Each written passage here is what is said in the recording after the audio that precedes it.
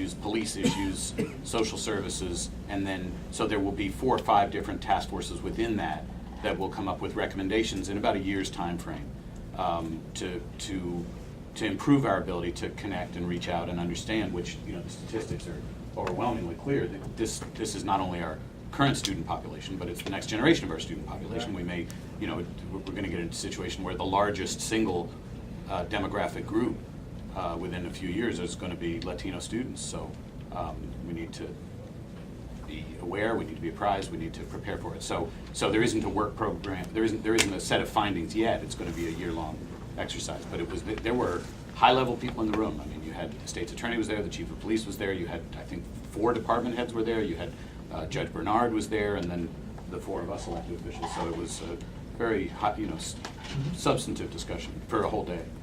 The inside of the Metro page of the Washington Post had all of the area school systems and their demographics and how they did on the state test and how they did on the national stuff.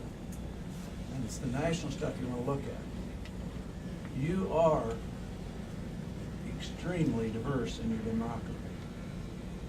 And you're still getting, the closest system to you with that kind of demography wasn't even within 200 points of where you were on AP or SAT. Forget the state test. Just take a look at getting kids college ready. And you don't want to lose that.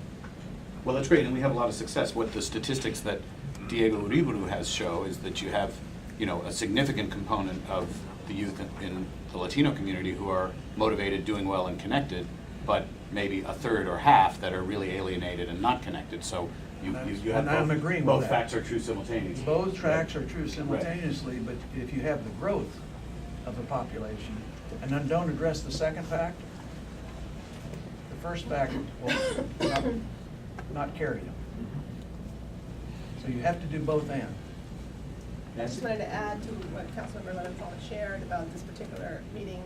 I mean, one of the things I walked away with in terms of thoughts is that we have sort of started, I think, a really innovative approach that really does apply to a lot of the things we keep discussing in terms of this interconnectedness with the Kennedy Cluster Project, which originally obviously was meant to be a template that could be expanded.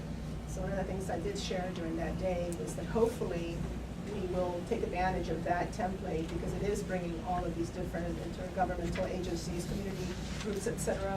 And we'll take advantage of that work and learn from it, and also hopefully apply it to this particular subgroup, you know, to the Latino students, because obviously it's really the same exact approach, the same issues, the same organizations, the same government organizations coming together at a time when resources are scarce. So that hopefully there will be that connection between this particular work group and the learnings or the findings from the Kennedy Cluster Project as we go forward, because they're really the same thing. But it was a very exciting day.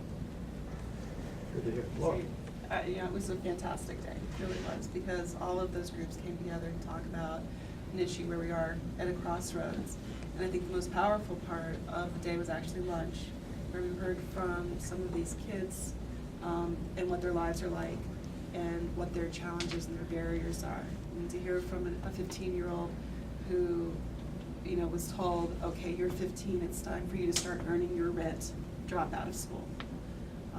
And how we think about how we structure our policies as a school system, how we interact with those youth from the criminal justice side, from many sides, is going to be a critical issue for this county to face. So we've got some very powerful data, and I think that this coming together is going to help us think about root causes and approaches, because clearly what we're doing now on the whole is not sufficient to address the life experiences of these children. Well, I think that's a good